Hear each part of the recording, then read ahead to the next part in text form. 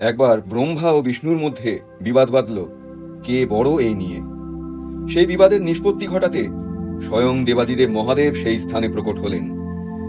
তিনি ত্রিভুবনে একটি অসীম আলোক স্তম্ভ স্থাপন করলেন।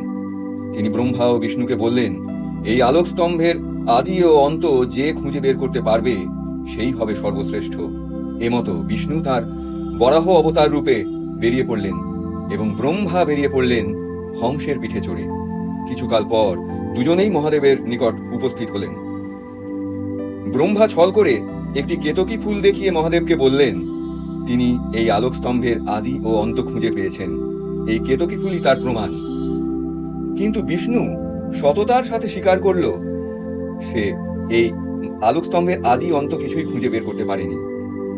মহাদেব ব্রহ্মার ছলনা ও মিথ্যে কথায় অত্যন্ত রুষ্ট হয়ে তাকে অভিশাপ দিলেন, এই বিশ্ব সংসারের সৃষ্টিকর্তা হিসেবেই তিনি থাকবেন, কিন্তু তার পুজো কেউ করবে না।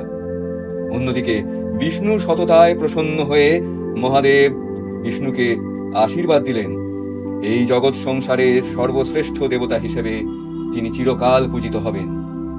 এবং মহাদেব স্বয়ং সেই অসীম আলোক স্তম্ভকে 12টি খণ্ডে বিভক্ত করে 12টি জ্যোতির্লিঙ্গ হিসেবে মর্তে অধিষ্ঠিত হলেন।